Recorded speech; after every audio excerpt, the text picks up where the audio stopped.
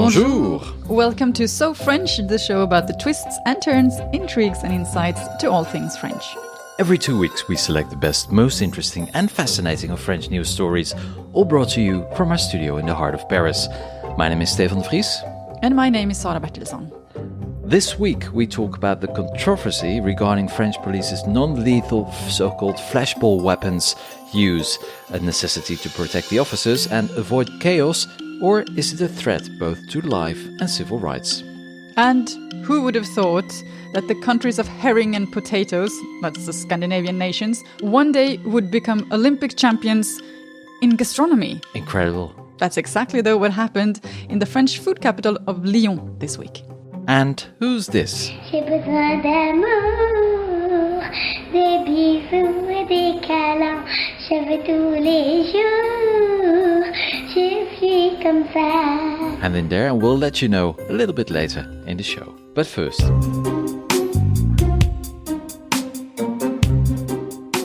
France is preparing for the return of dozens of French jihadists held by Kurdish authorities in Syria after the United States announced the withdrawal of its forces. Its interior minister said on Tuesday, marking a shift in Paris policy on the issue. Certains sont déjà revenus, nous les mettons en prison, nous les connaissons, et ceux qui reviendront, s'ils devaient revenir, ils seront mis en prison. Dans les semaines qui viennent. Vous savez que les Américains se désengagent de Syrie. Non mais d'accord. Oui, mais c'est important d'avoir ça en tête. Il y a actuellement des gens qui sont en prison et qui sont tenus parce que les Américains sont là et qui vont être libérés. So this was the Interior Minister, Christophe Castaner. Sarah, what did he say exactly? Well, he said that these people are French before they became jihadists, and that France has an obligation to take back these people and judge them or deal with them on French soil. And of course, this is a question and an issue that French authorities have been struggling with for years now. Remember, there are more than I think we've talked about more than 1,000 French citizens who went to either Iraq or Syria to fight for the Islamic State group. Many, of course, have been killed. Some of them been arrested and are held in Iraq. But the problem now is with these those who are held in Syria, because, as you mentioned, they're held by the Kurdish authorities, but under the watchful eye of the Americans, of course. Who are going to leave.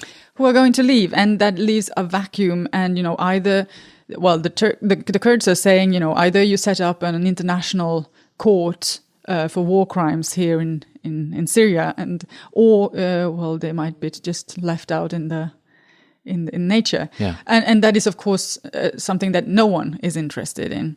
So this is a big debate. And of course, as everything else, this has polarized French political parties. Absolutely. And first there was the debate a couple of months ago about bringing back children, but now it's also about bringing back parents. And of course, indeed, the announcement of the Interior Minister was met with a lot of criticism, of course, by the opposition on the right, mainly.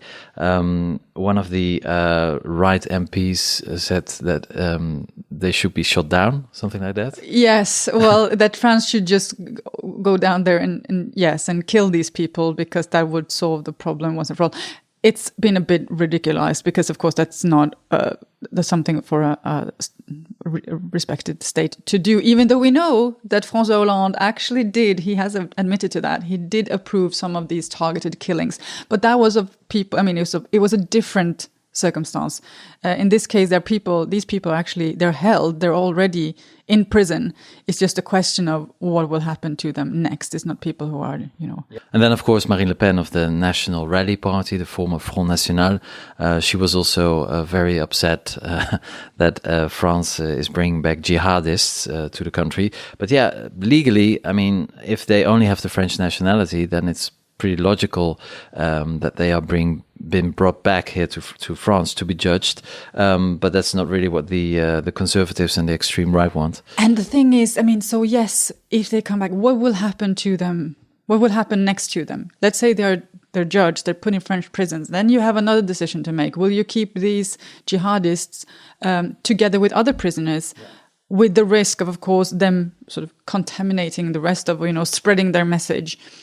Or will you isolate them with other risks, of course, that, you do already know that they will communicate with others, that's for sure, but also maybe even radicalizing them even more. And, you know, so it's a massive question, of course. And this is what many, or some at least, have described as a ticking bomb here in France, because with all these people then filling up the prisons, we know the French prisons, they're already overcrowded. Yeah. They don't have enough resources to actually, if you believe, you know, in the idea that you could actually get someone out of, de-radicalize someone, or get them in on a more normal direction in life, you know, take up their studies or try to get these kind of programs, they don't work already. And with these extreme cases of very, very radicalized people, the question is, of course, how's the justice system and the prison system going to cope? Absolutely, and we've seen also the pattern in the past that the people who commit terrorist attacks here in France usually went into prison as petty criminals, and then they came out radicalized. That's also what happened to the terrorists in Strasbourg, exactly. Christmas market. So there is a big risk indeed. Now there was some the exact numbers were not entirely clear. The minister talked about 130 people. I think they're not really. They don't want to confirm exactly how many people we're talking about here, but I think around 130. I think held by the Kurds in northern and eastern Syria, but they're very vague on the exact numbers. Yeah. And now other European countries are struggling with the same issue. Of course, there are a lot of Belgium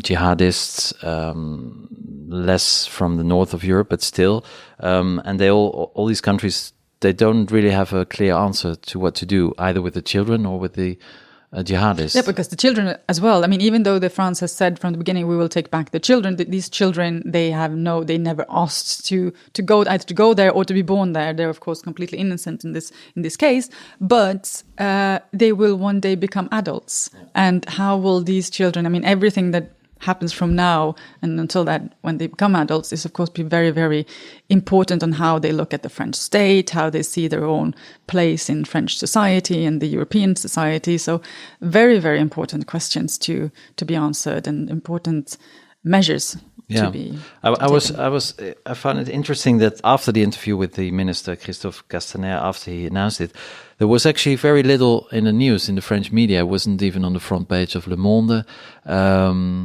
So do you think the French don't really care about this topic? I thought it would, generate more attention, but apart from the extreme right and the conservatives, nobody really reacted.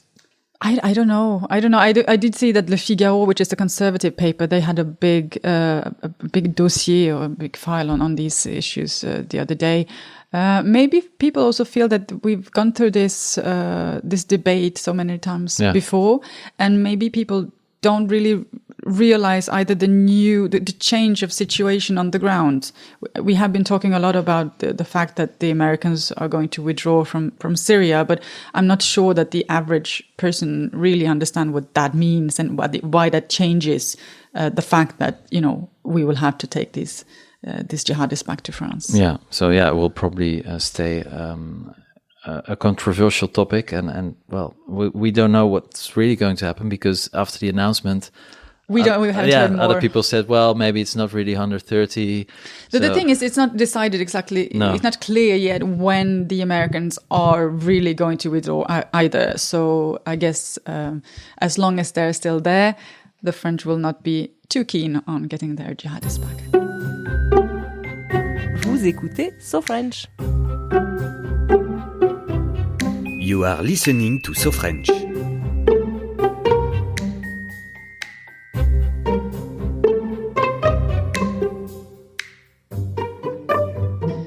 Now, Stefan, we are going to. There is new preparations on a new episode of the Yellow Vest protests. Episode 12. 12? Yeah, 11 was I lost last count. week. I lost count. There are months of these protests every weekend. Yeah. And as every weekend previously, new one this weekend. But however, last weekend we saw a change who were interesting. protesting. Exactly. Yeah. On Saturday, again, the Yellow Vests took to the streets in Paris and other cities, about 4,000, I think, in Paris. But then the next day, for the very first time, there was a counter demonstration of people who were fed up with the Yellow Vests. Just to clear things, are they fed up with the Yellow Vests or are they fed up with the protest? Because to protest because you're against the protest seems a little bit... Yeah, that's interesting indeed. Well, it is a bit mixed because I went to that demonstration and I talked to a couple of people. Let's have a listen to two of them. But they should stop that first, they should think, and then they act. But it doesn't happen. To break everything, to destroy everything, and then to rebuild the nation. Where are we now? We are not in the Middle Ages, and that has to stop. I think that this movement is led by some people who belong to the far right and who don't belong to the first people who launched this movement. So I think that now we have to protest against these fascists.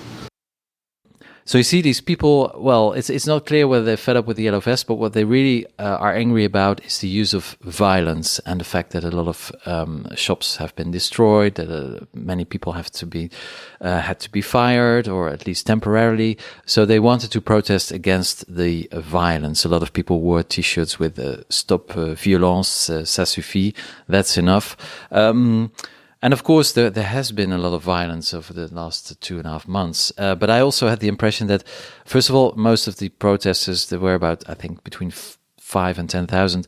Most of them were really old, and by really old I mean, I'm sorry, really old. No, but at least 60. So a lot of. You're gonna pay for this one. Yeah, one day.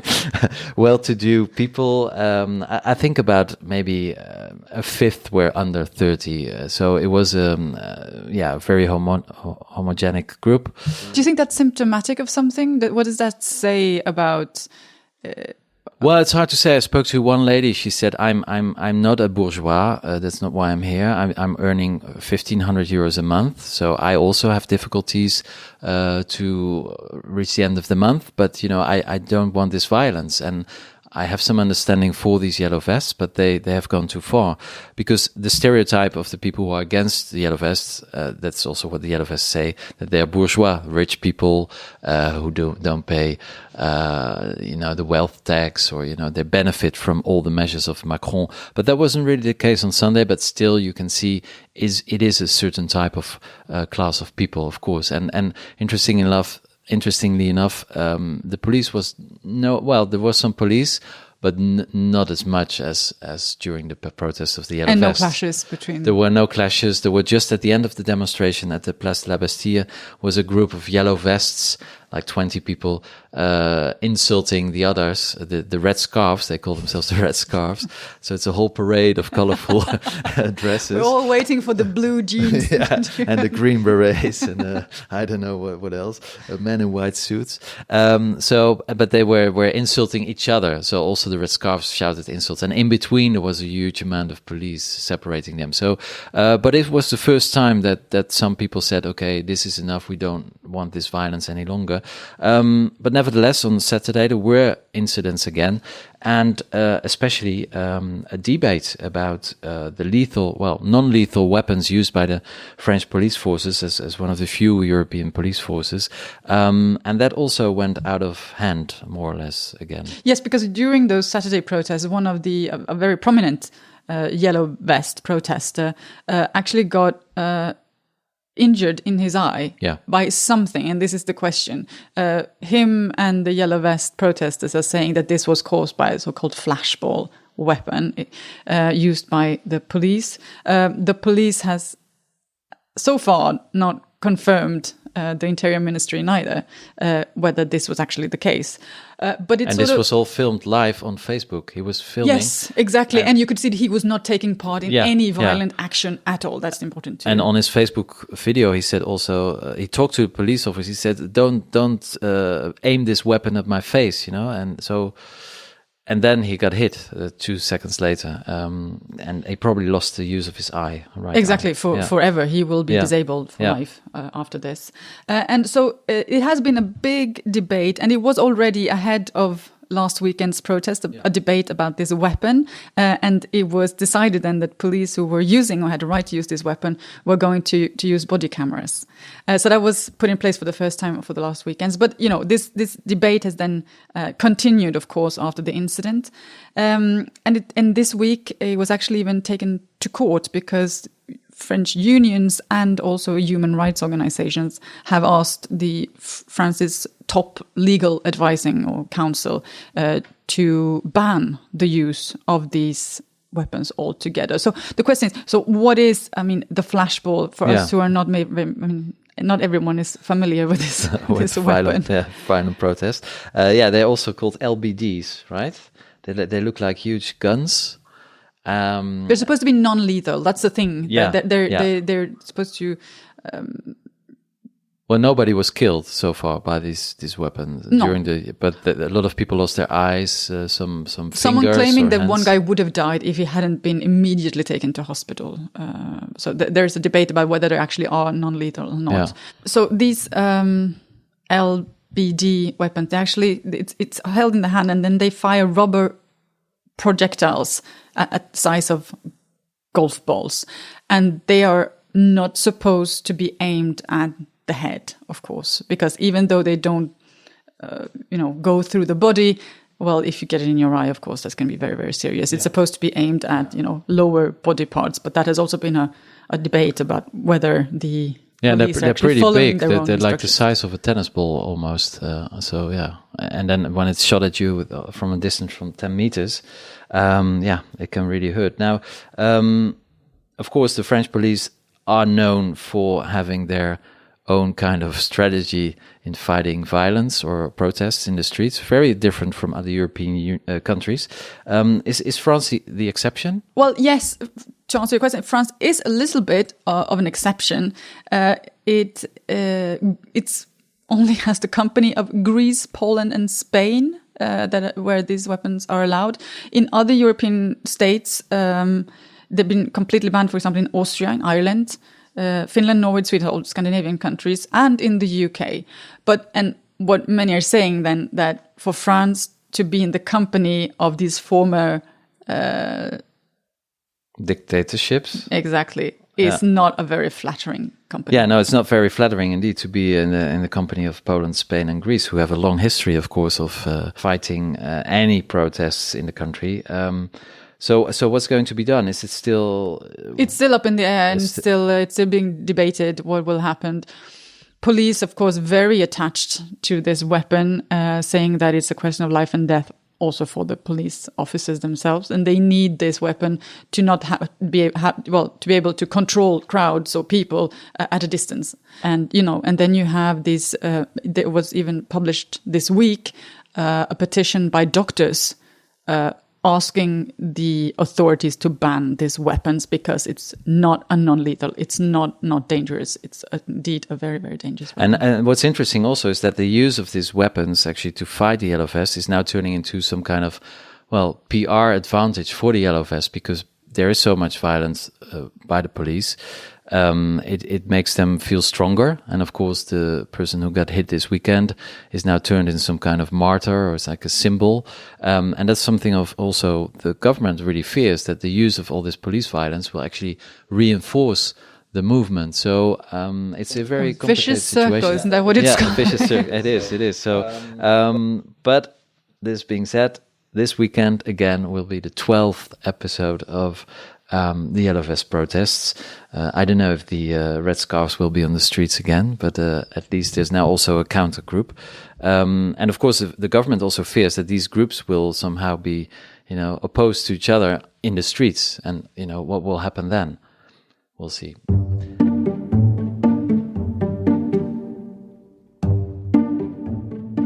And now, food.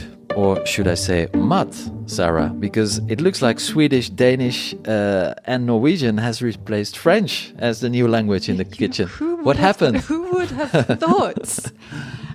Yes, a complete Scandinavian success in French national sports gastronomy. Mat is the word for food, right? It is, It indeed. is. Okay, good. You're right. In all those 3 languages, actually. That's, Yes, I think you write it a yeah. little bit differently. You spell it a little bit differently, but yes, mat. Yeah. So number 1, Norway.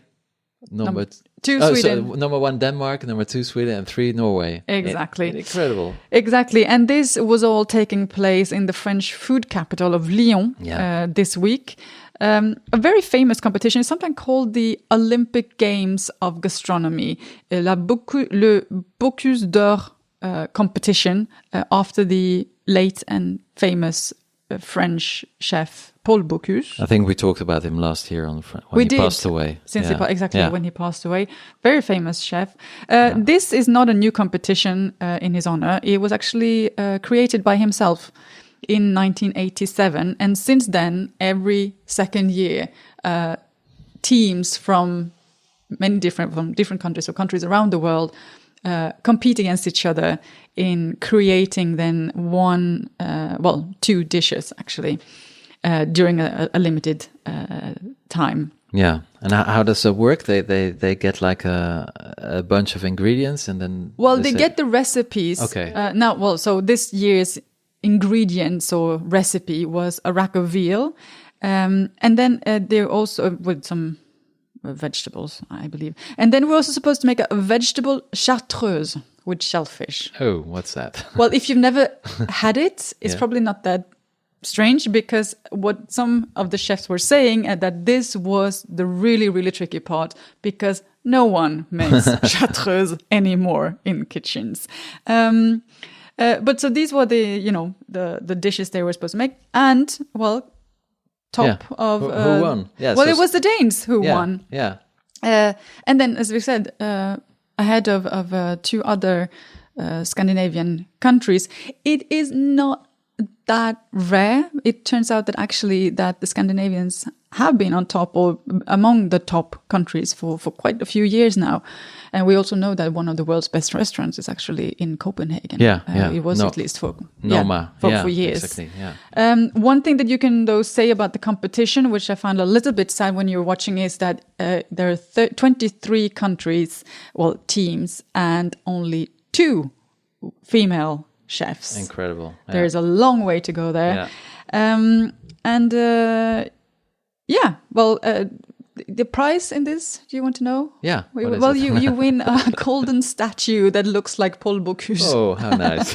And the honor, of course, because that's what the winner said, that, so it's a sort of Oscar. This is all about the honor. Yeah. But it's a big event. It drew almost 200,000 visitors to Lyon this week, with 25,000 chefs. Yeah, it must be some kind of insult as well to the French, right? To be beaten in their own city.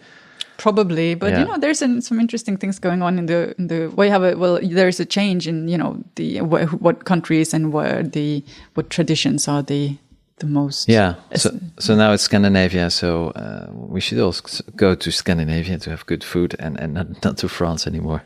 What's your favorite Scandinavian dish? I love herring, and I love potatoes. Oh. So. Sounds easy, herring and potatoes. Not that complicated.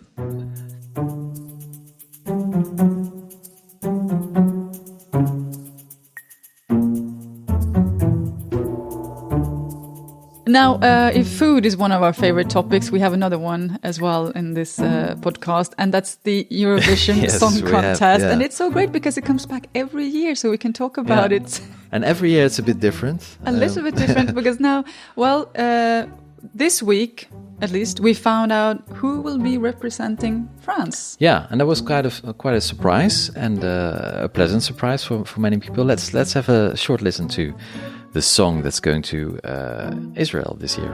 I am me, and I know I will always be. Je suis free, oui j'invente ma vie. Ne me demandez pas qui je suis. Moi je suis le même depuis tout petit. Yeah, Sarah, so who's this? Who are we hearing? Well, that was Bilal Hassani, 19 years old only. And he is, he was not very famous to me, I will admit I didn't this. know him at all until last week. But he's very, very famous to the younger generation because he's a blogger. here in France. He actually started in a TV show called The Voice Kids.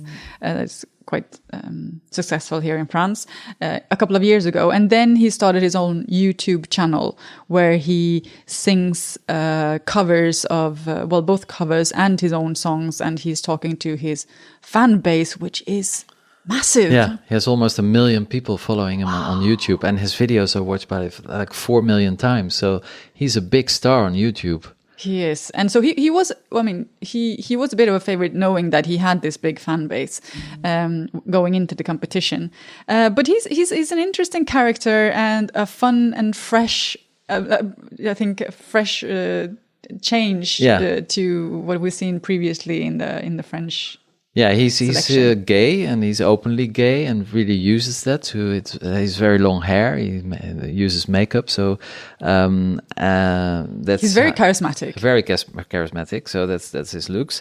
And of course, France the last years France doesn't do very well at the Eurovision. 2 years ago they didn't do that bad. Last year they ended up 15, I think. Yeah, not very big success. No. But to mention that actually it was the Monsieur Madame, which was the band or the group or the duo that wrote last year's song, they actually co-wrote Bilal's song as well. So, there's a sort of a link between last year and this year. Yeah. This year it's a mix, a little bit of English and a little bit of French. Yeah. Would that work? Yeah, as a Eurovision specialist, Stefan, do you think this will make it all the way to the top? Well, it sounds very Eurovision, so it may have a chance. And indeed, he sings in English and in French. He mixes it, and he's really perfect, I think, for the Eurovision Song Festival. His character is very much a perfect fit. But the final is at the half of May, something like the 18th of May, I think. So, and I'm sure we'll talk about him. What again. About so? What would be the Dutch competition this year? It's not sure who is going. It's sure who is going. I never heard of him. But the song will be revealed in March. So because it's also a big thing in the Netherlands, like in Sweden, of course.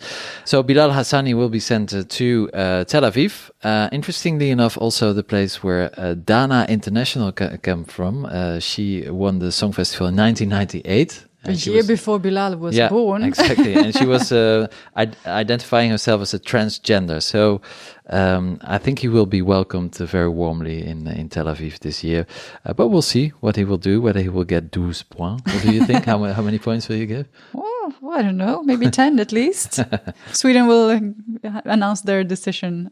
Who's going for? Oh, Sweden is not known yet. No, it will take a little bit shorter than to get a government in the country, but it will take about a month's time because there's several competitions and semifinals, etc. So somewhere around beginning of March, there will be a finalist. Well, we'll put the clip of Bilal Hassani on our website as well on sofrench.news.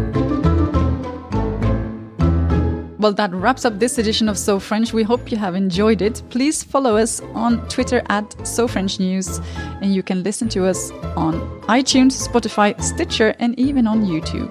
Don't forget to rate us on iTunes and please leave a review, because that way more people will find us. And if you happen to be in Paris, you can also listen to us on air on World Radio Paris.